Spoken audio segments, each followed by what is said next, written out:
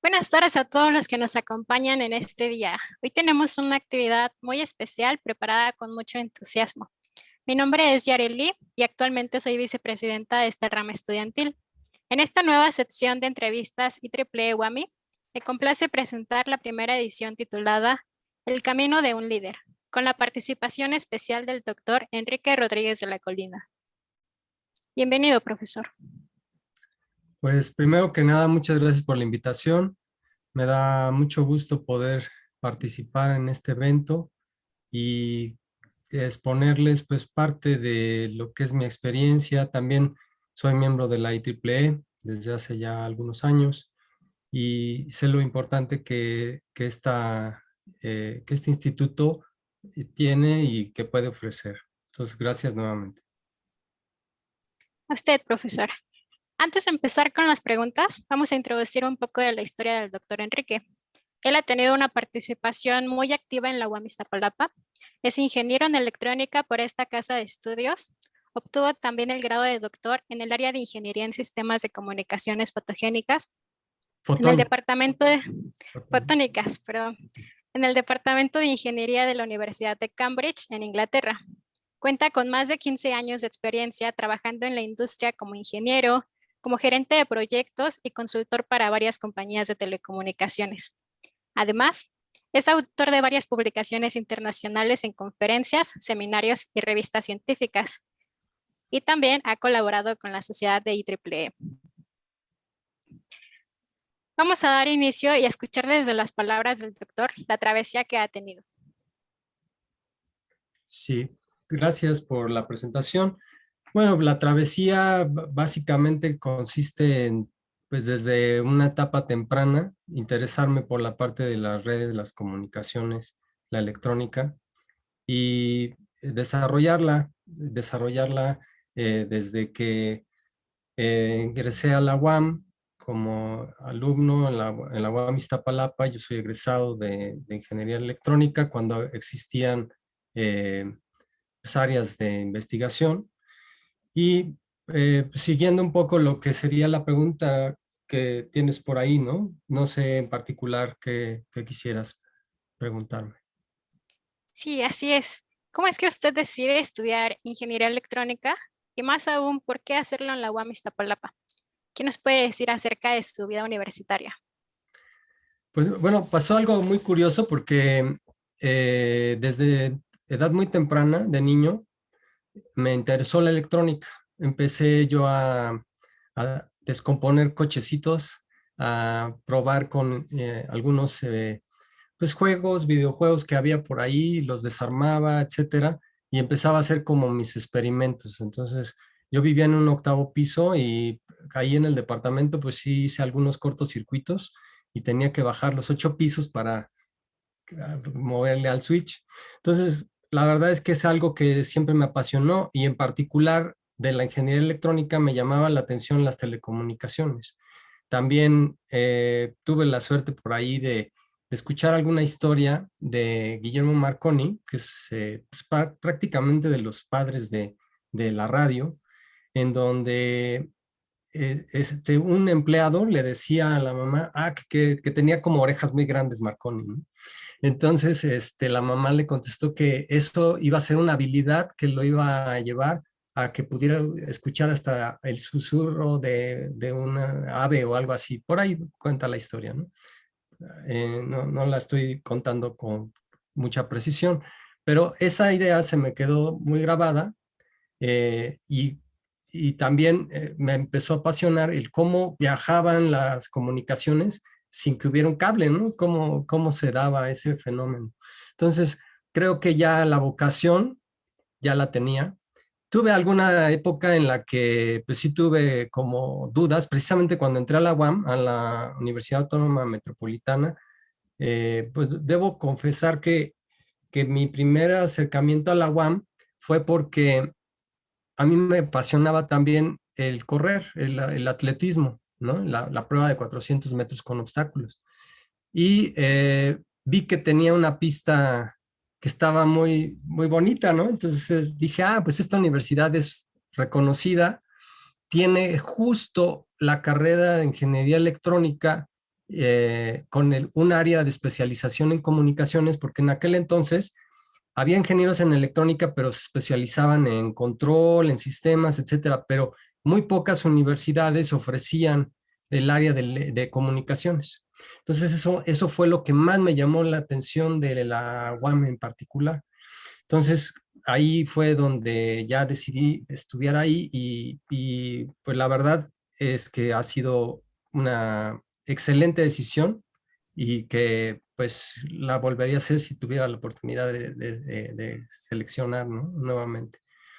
En algún momento pensé también por esa relación con el deporte en estudiar biomédica, pero finalmente me decidí por lo que era mi pasión pues desde muy temprana edad, ¿no? Sí, exacto. Y pues es impresionante, ¿no? Saber que usted desde chico ya tenía esta pasión por lo que es la electrónica. Sí, me considero muy afortunado con eso. Vamos a pasar con la siguiente pregunta. ¿Cómo fue su travesía al estudiar su doctorado en la Universidad de Cambridge? Y también le fue difícil estudiar en otro país, refiriéndonos un poco al choque de culturas que puede llegar a haber.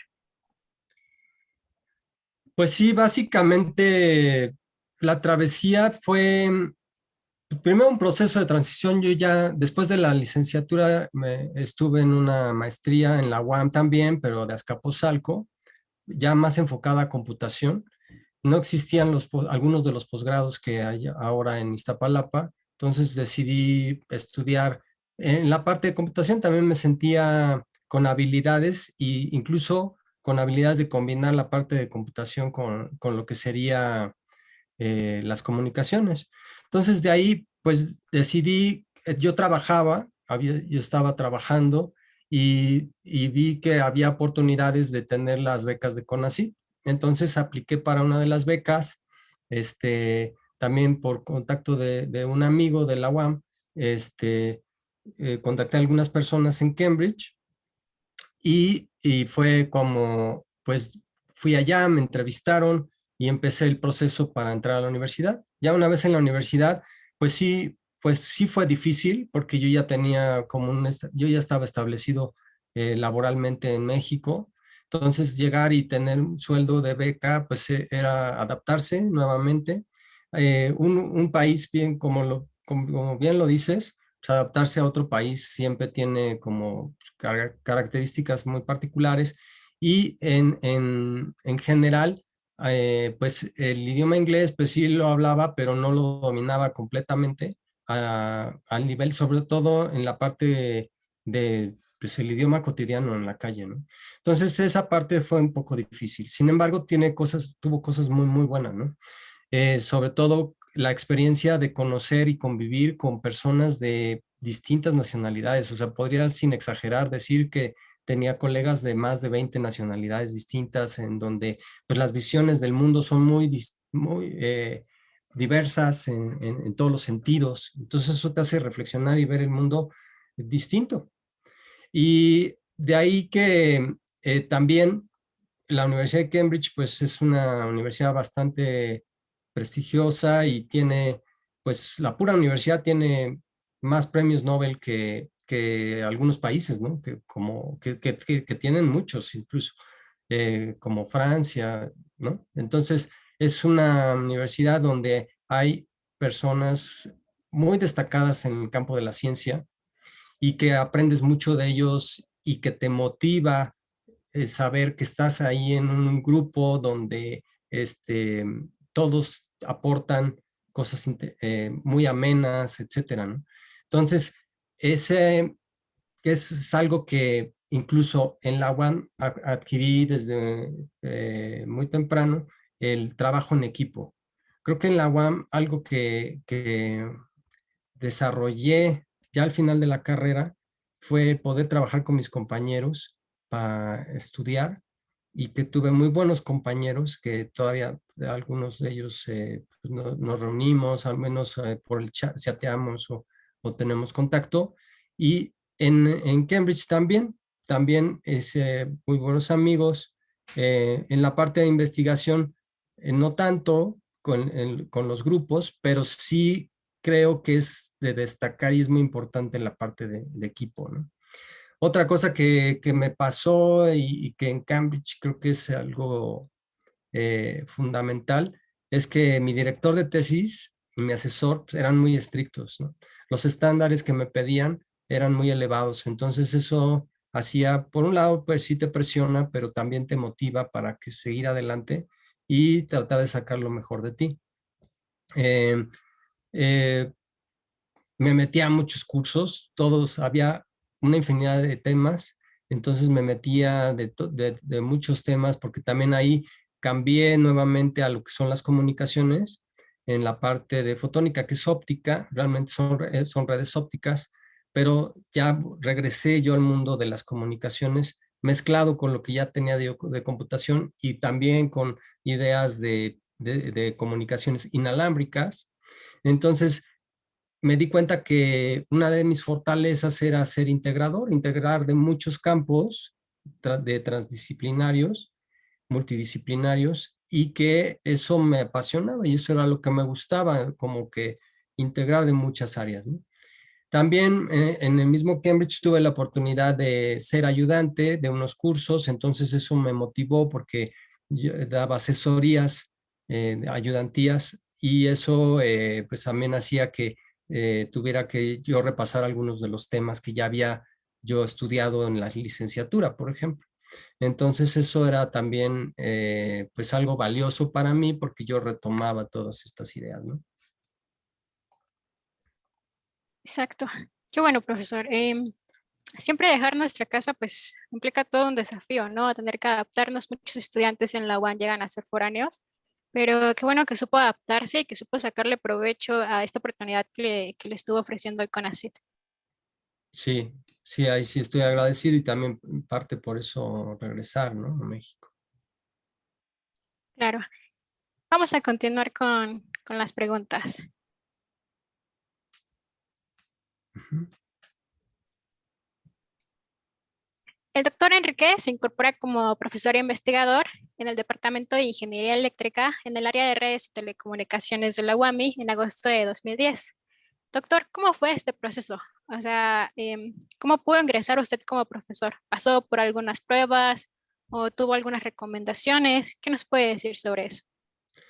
Sí, bueno, pues primero quisiera decir que después de mis estudios en Cambridge, conocí en un taller, en un simposio, a un profesor de la Universidad de Girona en España y me invitaron a que participara como postdoctorado en un proyecto de un año. Entonces me incorporé con ese grupo, ahí regresé a todo lo que sería más la parte de comunicaciones inalámbricas, después puedo platicarles un poco de eso, y de ahí que en España pues tenía algunas ofertas, pero estaba pasando por una crisis en ese momento, todo, pues el país en general, y también pues yo tenía la responsabilidad de regresar a México para liberar lo que había sido mi beca. Entonces empecé a explorar opciones para regresar a México y una vez que ya llegué aquí, pues empecé a buscar dónde podía incorporarme. Primero me ofrecieron dar clases en una universidad privada, pero al mismo tiempo yo ya me había contactado con algunos de mis profesores de la UAM Azcapotzalco. Entonces, a través de ese contacto con mis profesores de la UAM Azcapotzalco, uno de ellos me dijo, mira, Enrique, aquí están buscando un perfil que se ajusta muchísimo a lo que tú haces y es en Iztapalapa. Entonces, me puse en contacto con la UAM Iztapalapa, hice pues la relación con los que estaban reclutando en ese momento y pues se dio una buena sinergia y entré como profesor visitante. Esto fue pues alrededor del 2010, a principios, todo este contacto, total que pasé algunas pruebas ahí en el área de redes y telecomunicaciones y fue como pude ingresar. El proceso normalmente en la UAM es que estés 3 años de profesor visitante y después se abre un concurso que le llaman un concurso de oposición para que tengas una plaza y entonces participé en ese concurso a los 3 años y pues afortunadamente lo gané y quedé en una plaza definitiva. Después yo entré como un nivel de asociado y después fue un proceso para generar los méritos y otra vez hacer un examen, porque te hacen en este concurso de oposición, te hacen exámenes de cómo dar clase, de los temas de investigación, etcétera. Y así fue como también, después de haber entrado definitivo para poder subir a titular C, que es el nivel que tengo actualmente, entonces tuve que hacer otros exámenes y tuve que hacer méritos para poderlo hacer. Entonces en la UAM hay algo que es positivo porque no es simplemente que te recomienden, sino sí tienes que concursar y tener los méritos para poder ingresar como profesor investigador. Claro, gracias, doctor. A nosotros en nuestra comunidad de la rama estudiantil siempre nos gusta indicarles a los chicos sobre la importancia que tiene generar una red de contactos, ¿no? Aquí usted tiene un claro ejemplo de cómo tener una buena red nos puede ayudar en un futuro, ¿no? Cuando estamos consiguiendo trabajo. No, Y ahora, definitivamente. Sí, sí, adelante. sí, perdón, profesor. Antes de empezar con hablar sobre algunos de sus proyectos, queremos saber de dónde nace ese interés por las redes, por las comunicaciones y por los radios. ¿Qué nos puede decir? Bueno, ya les había comentado que desde niño me gustaba todo lo de la parte de las comunicaciones. Después, cuando estaba yo trabajando, tuve la oportunidad de trabajar con redes de datos y ahí fue donde me empecé a interesar, al mismo tiempo que mis estudios de maestría en la UAM de Azcapotzalco. Yo llegaba con mis profesores a preguntarle algunas de las dudas que tenía en el ámbito laboral y me inquietaba y no me quería quedar en un nivel de conocimientos que fuera básico, sino quería cada vez yo proponer y hacer diseños. Entonces de ahí me empecé a interesar más y más por la parte de las redes y de las comunicaciones. Y en el caso de los radios, cuando estuve en la Universidad de Girona, tuve la suerte de que también ahí pasé por un proceso para la contratación, en donde había un profesor de Georgia Tech, que es un profesor muy reconocido, que se llama Ian Achilles, y yo acababa de leer uno de sus artículos sobre los radios cognitivos. Y entonces, cuando me entrevistaron, resultó que era el profesor Aquiles quien era uno de los sinodales para ese trabajo. Entonces yo, como sabía perfectamente del tema y me gustó muchísimo, pues el profesor Aquiles no dudó en recomendarme para ese puesto ahí en la Universidad de Girona. Entonces, de ahí que empecé a estudiar el tema de los radios cognitivos, que son radios que buscan en el espectro radioeléctrico soluciones. Entonces, son como la inteligencia artificial aplicada en el radio, en las comunicaciones, tienen esa capacidad cognitiva de adaptarse al medio para poder transmitir con mayor eficiencia, energía, y de ahí que hay una serie de aplicaciones relacionadas. Entonces ahí fue donde encontré un tema que me apasionaba y que podía yo desarrollar, ¿no? Entonces desde ahí surgió todavía más esa pasión por lo de los radios, porque sí me había yo involucrado, por ejemplo, en algunos trabajos con redes satelitales. Tuve la oportunidad de trabajar con empresas que empezaban con el Internet satelital en México, de diversa índole en la rama de las comunicaciones, de la computación, etcétera, pero no había encontrado también un tema en donde yo pudiera fusionar la parte de comunicaciones con la de computación, por ejemplo.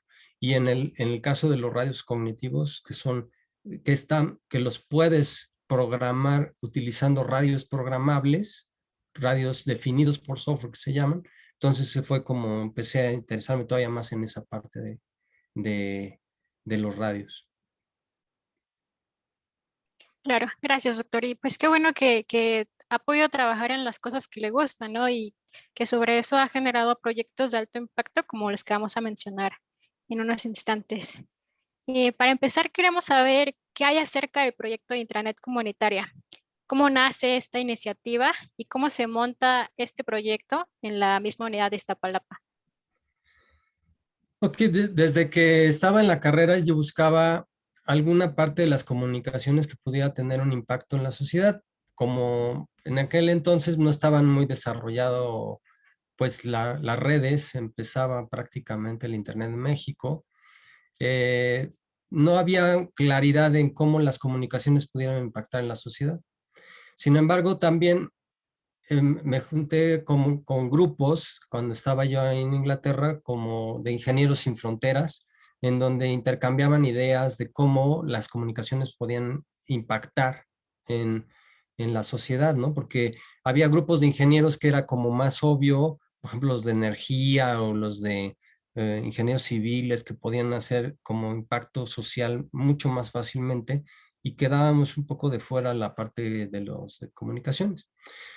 Eso, entonces empecé como a trabajar una idea donde pudiera haber un impacto a la comunidad, un impacto comunitario de, de las comunicaciones. Y tuve la suerte de que cuando ya entré a la UAM de visitante, me contactaron unos alumnos de la Universidad Nacional de Colombia que si podían hacer una estancia conmigo en México, porque yo era como de los pioneros en Latinoamérica en el tema de radio cognitivo. Entonces me vinieron a hacer una estancia, dos de ellos, y a través de esa colaboración me platicaron de un proyecto que habían en Bogotá, bueno, a las afueras de Bogotá, que consistía en la instalación pues, de redes que la misma comunidad instalaba, se apropiaba y que montaba. Entonces se me hizo una excelente idea. Inmediatamente lo puse en práctica en la UAM y empecé con unas tesis de proyecto terminal de alumnos de licenciatura. Ahí, pues de los pioneros fueron, por decir así nada más los nombres, fueron Kenia, Gabriel Bryan y Guillermo, de los iniciadores de la intranet comunitaria WAMI, por llamarlo de alguna manera.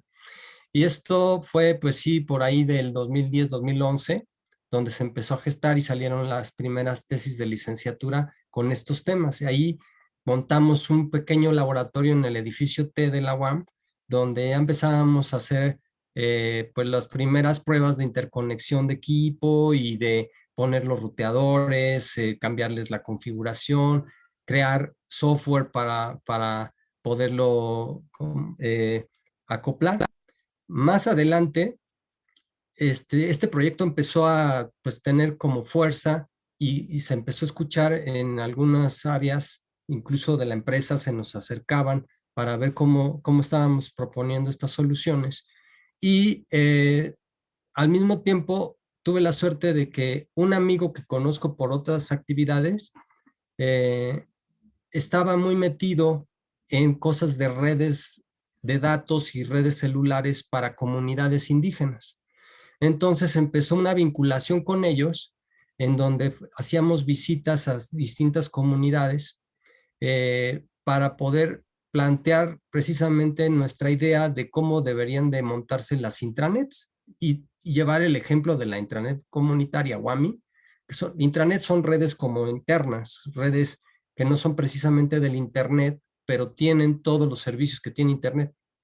Entonces, esa idea la empezamos a explorar en algunas de las comunidades y en algunos lugares sí nos siguieron bastante bien y de ahí empezamos a desarrollar cada vez más, se integraban más alumnos de servicio social, ya algunos de los que eran de licenciatura empezaron a entrar a los posgrados, a maestría y entonces así se empezó a gestar el proyecto y poco a poco fue evolucionando el de la intranet comunitaria de esa manera. Claro, gracias, doctor. Ese es un proyecto muy importante, ¿no? Y que ha dejado estándares muy altos en la comunidad universitaria de electrónica en la UAM Iztapalapa. Pues sí, Ahora vamos a, afortunadamente tiene esa componente social que creo que lo hace aún más importante, ¿no? sí, exacto, porque no solamente se trató de instalarlo en la UAM Iztapalapa, sino que se buscó que fuera hacia regiones marginadas, ¿no? Sí, exactamente. Regiones que no cuentan con internet y que quieren incursionar en la parte de las comunicaciones de datos, ¿no? Claro. Y ahora, siguiendo la línea de preguntas, ¿cómo fue que fundó el equipo SDR UAM y de radios cognitivos? Eh, bueno, el equipo de SDR también, más o menos por las épocas en las que entré a la UAM, pues yo venía con la inercia de radio cognitiva y era el tema que yo quería desarrollar ahí en la UAM. Entonces empecé, pues no teníamos recursos y en esa época, pues hace 10 años, no había tantos radios ni tantos diseños de radio programables y eran caros, eran muy, muy costosos. Entonces empezamos a desarrollar nuestros propios radios, empezamos a hacer nuestras propias tarjetas y circuitos que pudieran llevarnos a que se pudieran programar y de ahí probar el concepto del radio cognitivo, ¿no? Porque una cosa es como el objeto, que es el radio que se programa, y otra cosa es el concepto, que es el radio cognitivo. Entonces, empezamos así a armar esos pequeños circuitos. Por ahí deben de estar los primeros diseños que también fueron, parte de esos diseños fueron de alumnos de licenciatura, de sus proyectos terminales. Y de ahí, ya cuando tuvimos más recursos, y a través de proyectos de investigación, obtuvimos fondos para comprar los primeros radios. Entonces, dejamos un poco de crear nuestros propios radios y también irnos a la parte más avanzada donde ya estaban los radios que habíamos comprado y sobre todo los alumnos de posgrado empezaron a programarlos para distintas aplicaciones. Y de ahí, bueno, fundamentalmente para la de radio cognitivo, ¿no? Pero, pero ahí es donde empezamos a ver el potencial de tener radios que se programen y que cambien todos sus parámetros porque podíamos hacer pues una infinidad de aplicaciones con ellos. Entonces así surge el grupo de SDR WAMI, así es como realmente se forma. Y de ahí pues, han ido evolucionando a proyectos que tienen que ver pues, definitivamente con aplicaciones de estos radios hacia casos de misión crítica, por ejemplo, para resolver problemas de telecomunicaciones. Cuando la misión es crítica se refiere a casos como terremotos o una inundación, cómo las comunicaciones tienen que reaccionar en este tipo de eventos de la naturaleza que pueden causar algún problema en la sociedad. Entonces, ahí se vincula esto de los radios programables, también lo de los radios cognitivos, se vincula muy bien con lo que sería protección civil, por ejemplo, ¿no? O cosas de misión crítica. Hay otras aplicaciones de ello, pero es eso, ¿no? Como empezamos en el grupo de CDR1. Claro, gracias, doctor. Y pues también mencionar, ¿no? Que a partir de un proyecto pequeño, ¿cómo fue que tuvo tanto crecimiento este grupo que ha cambiado la visión de los alumnos de electrónica que quieren estudiar en el área de telecomunicaciones? Podemos ver también que ustedes sin tener un presupuesto al inicio, ahora ya pueden solventar diferentes gastos, ¿no? A través de concursos o de parte de presupuesto de la misma universidad.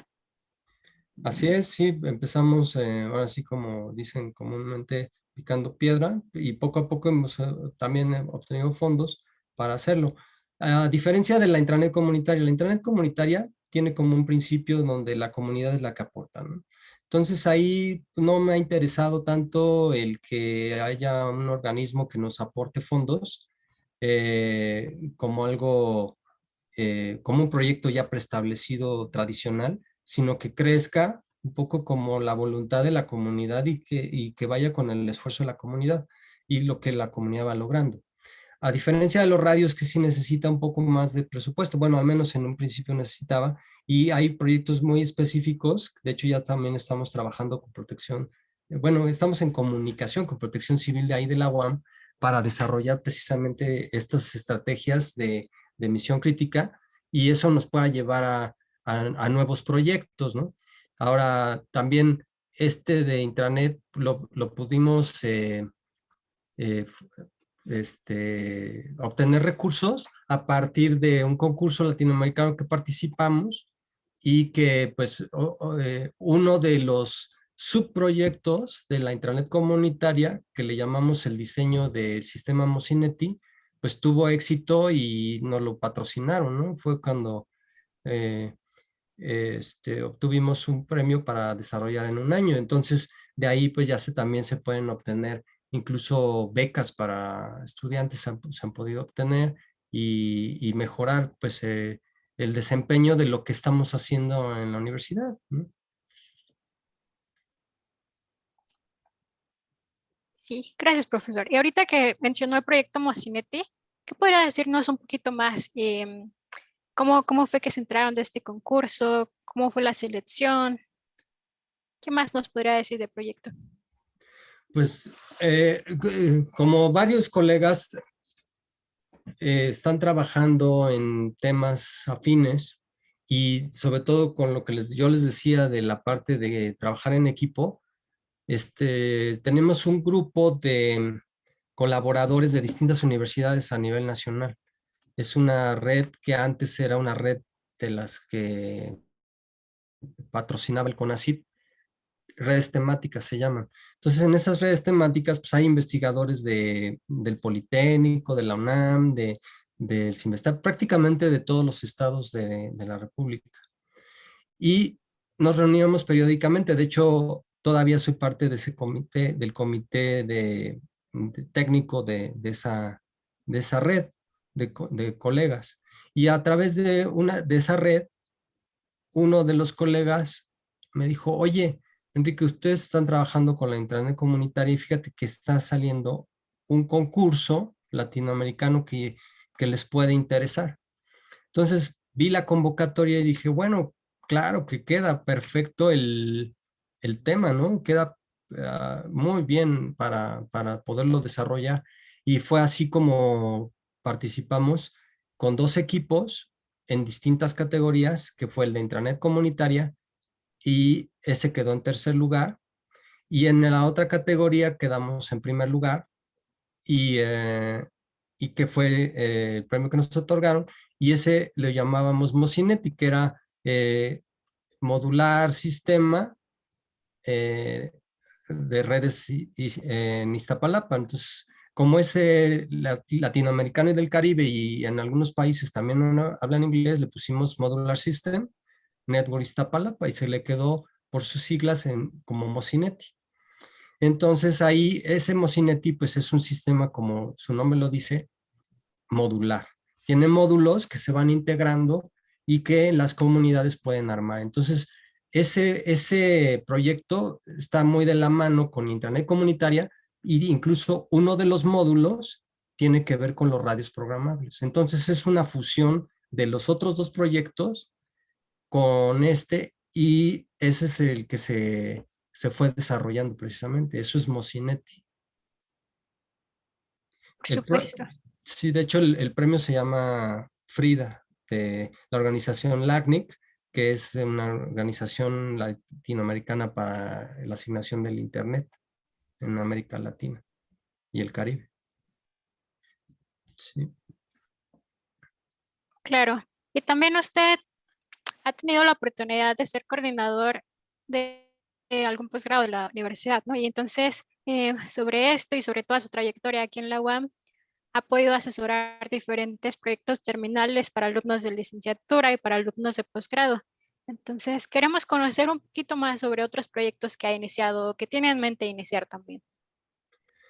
Pues sí, proyectos que he iniciado son varios y que tengo en mente todavía más. Ojalá tuviera el tiempo para desarrollar todos los proyectos que me gustan y me apasionan. Creo que es como lo dije en un principio, es una de mis fortalezas, ¿no? Esa integración de proyectos, de ideas. Eh, Básicamente, también como coordinador, pues sí fue un gran proyecto porque ahí los retos son llevar al posgrado, que es el posgrado de Ciencias y Tecnologías de la Información, que sea un posgrado de calidad ante los programas de excelencia del CONACYT, para que también los alumnos tengan becas. Entonces es un gran proyecto que acabo de dejar hace poco. Ya uno de mis colegas, el doctor Ricardo Marcelín, es el actual coordinador hace un mes aproximadamente. Entonces ese fue un gran proyecto. Ahora, de los Otros que he iniciado y que son de los más recientes, pues ya hablé de algunos de ellos. Uno es el de aplicaciones de redes de radio cognitivo. Ese tiene un enfoque más hacia la investigación también. Y pues me alimento de conocimiento que tiene que ver con la parte de investigación en la parte de los radios, ¿no? Pero eso no quiere decir que no se puedan integrar alumnos de todos los niveles, de niveles de licenciatura, que ya se puede empezar a hacer parte de los proyectos de investigación, alumnos de posgrado a todos los niveles y colegas con profesores que de la misma UAM con los que he participado en varios proyectos. Tengo la suerte de tener muy buenos colegas ahí en el área de redes y telecomunicaciones que podemos hacer cosas juntos, aparte de las redes con otras universidades, incluso en el extranjero. Sigue la muy buena relación con estos alumnos colombianos que ya son doctores y ya son investigadores formados, y que han venido después otros alumnos y que ya también son doctores allá en Colombia. Entonces también tenemos muy buena relación con otros países, ¿no? Y el otro es el casos de misión crítica, precisamente esto que hablaba de protección civil. Ese es otro gran proyecto en donde estamos haciendo aplicaciones, estamos haciendo un sistema, una red especial para estos casos, y ese es otro gran proyecto que va caminando también con otros alumnos también de licenciatura y posgrado. Y desarrollo de radios programables. Y por último, pues no dejar atrás, la intranet comunitaria sigue y seguiremos aportando en las comunidades lo que podamos ofrecer como apoyo, sobre todo formativo y sobre todo en la parte de educación de todo lo que son las redes, las comunicaciones, y llevarlo a un nivel que puedan abordar personas que tengan un nivel de estudios incluso secundaria o de preparatoria, y poder empezar a generar esa inercia de la pasión por este tipo de temas que ahorita con la pandemia pues ha sido algo significativo, porque necesitan de las comunicaciones en el aislamiento para poder llevar sus clases, sus cursos, etcétera, ¿no? He participado en algunos otros. Por ejemplo, es un programa transdisciplinario de estudios aeroespaciales que hay ahí en la UAM, se llama PROTEDA. He participado alguna vez en esos eventos, y algunos otros proyectos que tienen que ver con medición de huella de carbono, con drones y con algunos desarrollos de ese tipo. Entonces, me gusta estar por varios, pero los que te comento son como los principales, ¿no? Los que hemos desarrollado. Claro, también mencionar que usted estuvo apoyando en el chatbot de sistemas escolares de la Ah, unidad de Iztapalapa y de todas las demás unidades. claro, uno en el que tú también fuiste partícipe, o que eres partícipe. Sí, se desarrolló el inicio del chatbot, también gracias a otra alumna de licenciatura, a Carla, y estamos empezando también ese tipo de desarrollos que se vincula con la parte de radio cognitivo, porque como les decía, este radio es inteligente, es un radio que busca inteligencia artificial para poder adaptarse en las comunicaciones. Entonces, pareciera que está desvinculado completamente, pero tiene esa relación en la parte de inteligencia artificial, pero ahora aplicada a un robot que funciona como alguien que te contesta en un chat, ¿no? Sí, efectivamente, para todas las unidades empezamos a coordinar ese proyecto. Y ahorita ya hay 2 tesis de posgrado. Hay 2 alumnas de posgrado que están trabajando en el diseño de un nuevo prototipo de chatbot, y otro que está enfocado a la parte educativa. Es un chatbot que puede auxiliar, que puede ser un auxiliar en la parte de enseñanza. Esos están vigentes, y de hecho también, bueno, tú lo sabes, estamos participando en un capítulo de un libro que hablará de esa parte de los chatbots en apoyo a la parte educativa. Entonces sí, es otro proyecto definitivamente que está por ahí. Claro que sí, me parece perfecto el enfoque que le ha dado a todos sus proyectos, siempre buscando que sean comunitarios, que puedan ayudar a la sociedad. Me parece muy admirable, profesor. No, pues gracias. Sí, es la idea es básicamente es poner ese granito de arena precisamente para que podamos tener un desarrollo de la ingeniería electrónica, eléctrica y en el país, ¿no? Que es lo que esta rama de la IEEE busca realmente. Así es. Y ahora cambiando un poquito nuestros temas de preguntas, queremos hablar sobre cómo es que usted recluta alumnos. Si tiene alguna fórmula para que ellos lleguen a usted, cómo lidera los equipos, ¿qué nos puede decir sobre eso? Pues mire, más que reclutar, es como los mismos estudiantes que están participando en los proyectos empiezan a divulgar los proyectos y se va corriendo la voz y eso hace que otros alumnos se interesen en ellos. Entonces, cómo se han logrado algunos resultados en estos proyectos precisamente por ese contenido y ese componente social, es cómo se hace difusión. Básicamente, también en algunos cursos que doy en la licenciatura, o en el posgrado empiezo a hablar de los temas, de los proyectos, y ahí es donde los alumnos se empiezan a involucrar en ellos, ¿no? Y de ahí que pues se van integrando y se forma lo voy a llamar así, una gran familia donde están todos los alumnos, profesores, etcétera, involucrados en aportar ideas, ¿no? Es como muy libre en ese sentido. Ahora, para lo que sería, me dijiste de como una fórmula para liderar, ¿verdad? Eh, pues sí, un líder creo que tiene que poner el ejemplo, sobre todo pues trabajo disciplinado, con esfuerzo. Pero algo que vería yo fundamental y que ya lo he dicho es el trabajo en equipo. Sin trabajo en equipo difícilmente puedes avanzar. Eso es lo más valioso y eso es lo que procuro eh, pues difundir como una idea principal. También el poder ofrecer y que brindar la confianza para que se desarrollen los alumnos, que busquen sus fortalezas y que de ahí las puedan potencializar, ¿no?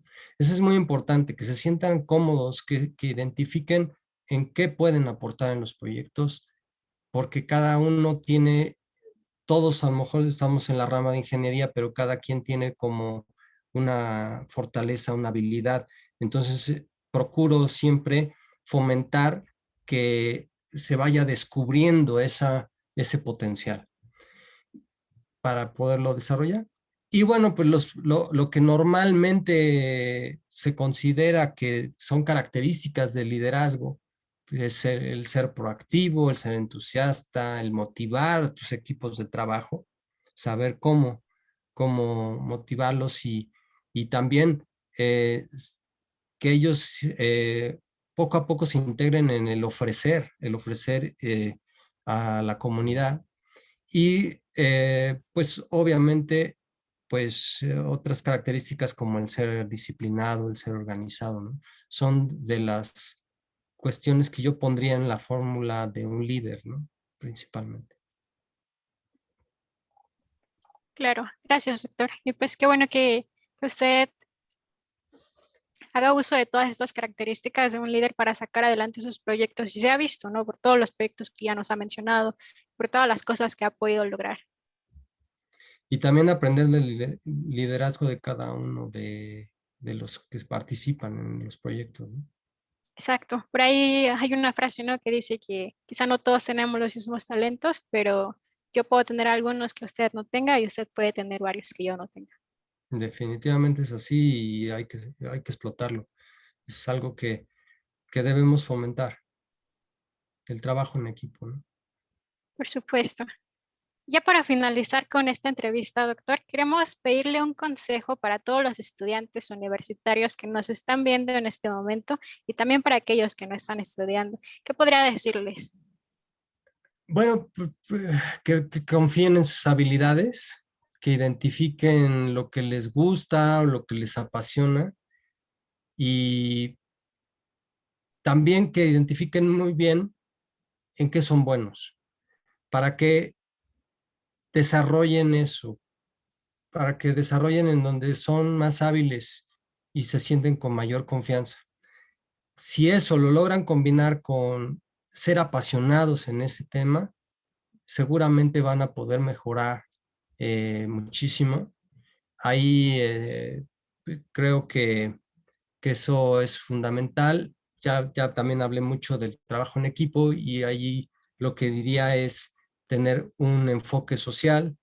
Lo necesitamos en México, en todas las comunidades, en general, en el mundo. Necesitamos tener esa visión social, dejar un poco atrás el ego, el exceso de autoestima. Es bueno quererse, pero en exceso puede llevarnos a lugares donde en vez de motivarnos, nos puede hundir o nos puede hacer aislarnos de un trabajo exitoso en equipo. Y algo que les va a tocar a las nuevas generaciones de profesionistas, de ingenieros, es sobre todo el lidiar con el desarrollo tecnológico que viene acelerado, las nuevas herramientas de inteligencia artificial, el mundo cuántico, ¿por qué no pensar ya en humanoides, en cosas futuristas que tenemos que estar preparados como profesionistas de las ramas de ingeniería para poderlos abordar y también para no ser sustituidos por las máquinas, ¿no? Porque podemos observar que en algunos empleos, en algunas profesiones, estas inteligencias artificiales ya pueden empezar a tomar algunos puestos de trabajo y que entonces tenemos que fomentar en nuestros pues en nuestros estudios, intereses como alumnos, el tener valores humanos, ¿no?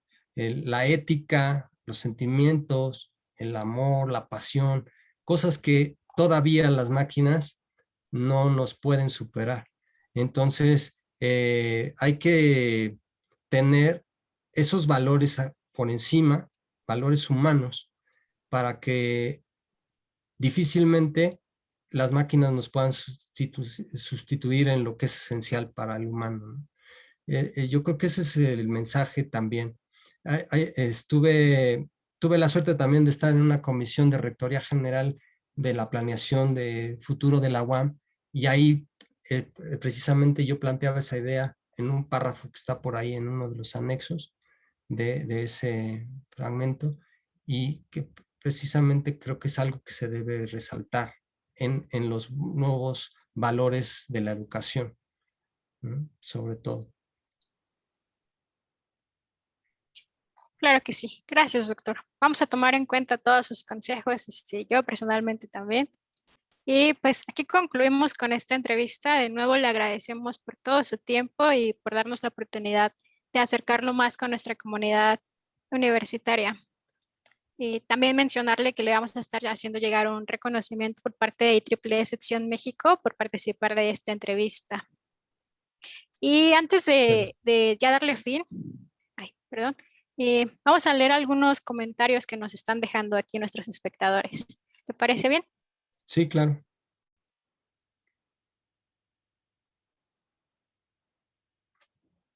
Aquí Alberto Muñoz nos pregunta, ¿qué retos en el ámbito de desarrollo tecnológico considera que son los más importantes para los próximos egresados en electrónica? Pues sí, unos de ellos son los que acabo de comentar, el no descuidar al mismo tiempo de que somos eh, muy enfocados a la tecnología, pues no descuidar la parte humanística, ¿no? La parte humana.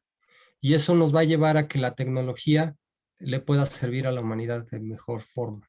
Entonces, ese es uno de los aspectos. Ahora, tecnológicamente hablando, bueno, vienen cosas en la electrónica y en las comunicaciones, desarrollos de arreglos de antenas que son todavía más avanzados.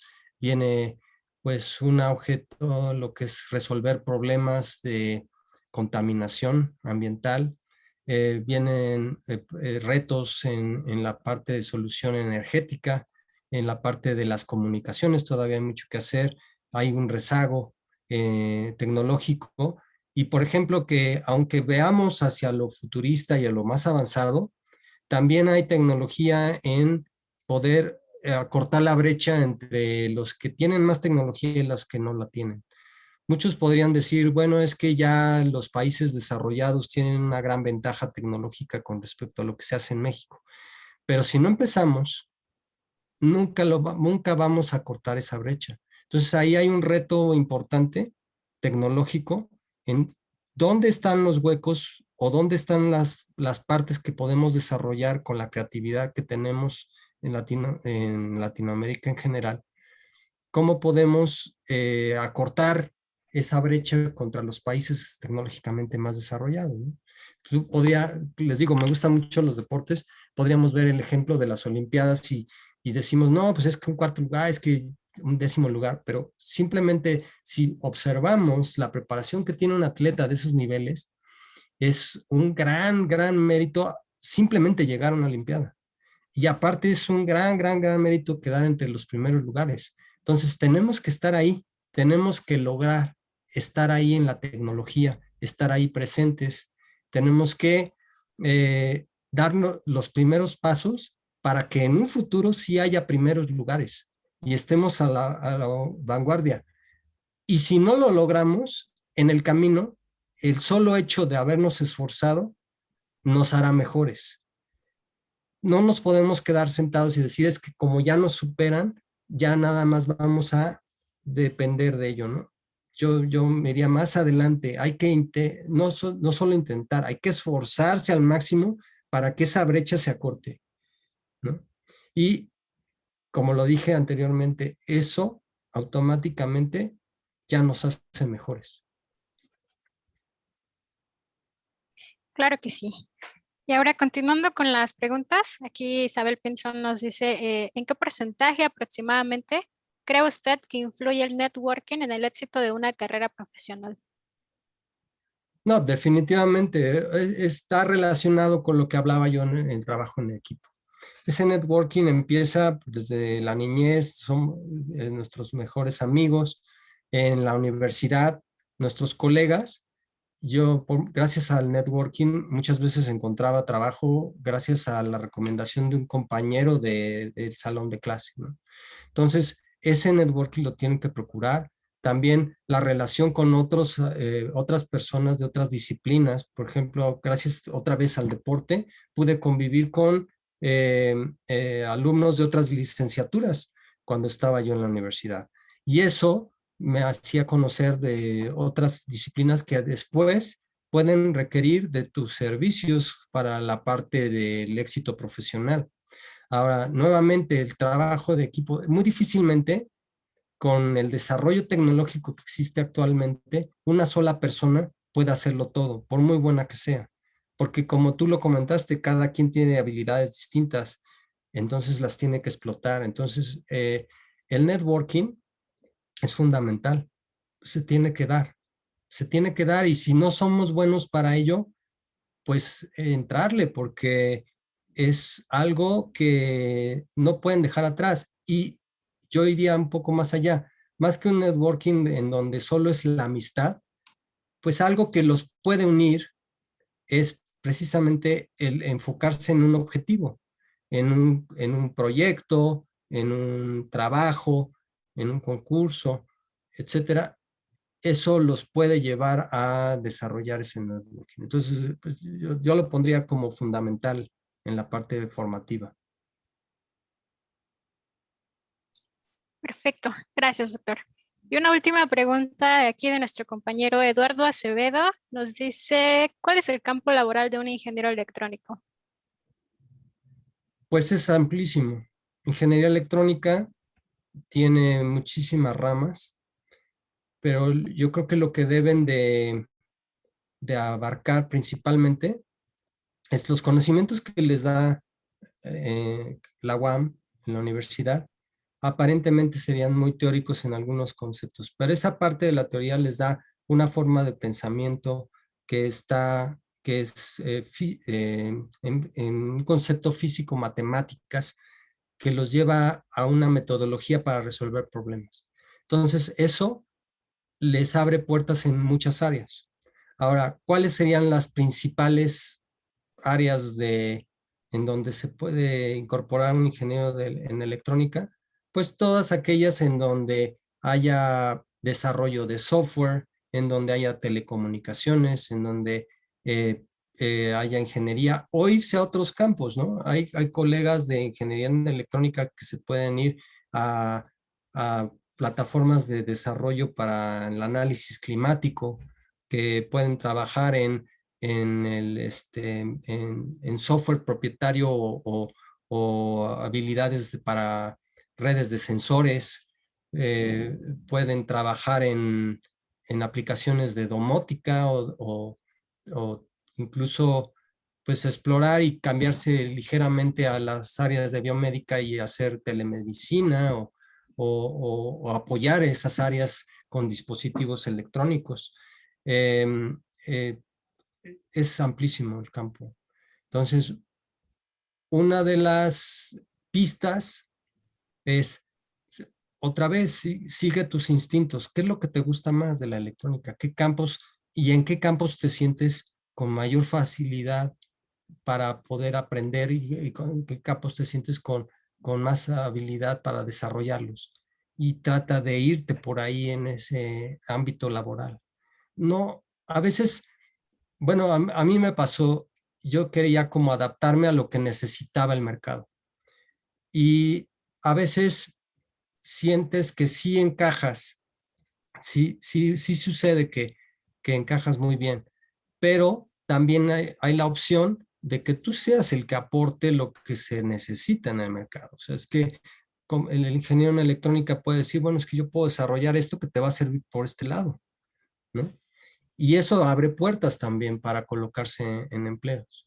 Es el generar empresas propias y todo, que difícilmente nos aventamos un poco porque, no, es que yo tengo que trabajar para vivir, ¿no? Entonces tengo que empezar pues, con lo que hay.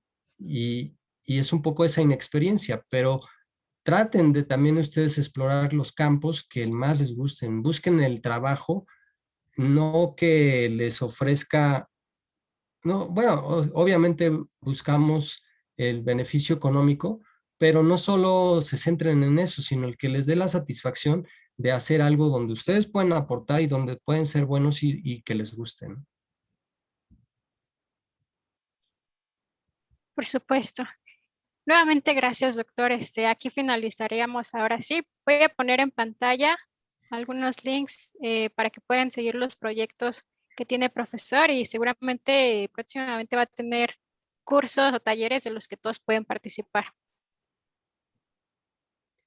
Pues muchas gracias nuevamente y sí, claro, bienvenidos en estos enlaces y también bienvenidos a todos los proyectos que estamos desarrollando. Seguramente habrá un lugar para alguno de ustedes o para todos. Claro que sí. Pues usted ha tenido una vida llena de logros, de proyectos y de muchísimo trabajo y pues estamos muy agradecidos de poder trabajar con usted y que nos haya permitido entrevistarlo el día de hoy. Y por mi parte, pues escuchar su historia, la historia de un compañero electrónico, nos abre toda una visión de lo que nos puede dejar esta carrera, ¿no? Y de todas las cosas que nos puede traer si nos esforzamos, si trabajamos y vemos hacia un camino que busque lo que es el progreso comunitario. Pues han sido logros de todos y bueno, nuevamente gracias por la invitación. A usted, profesor. Y pues a nuestros espectadores, gracias por seguir la transmisión y esperen más contenido de esta rama estudiantil.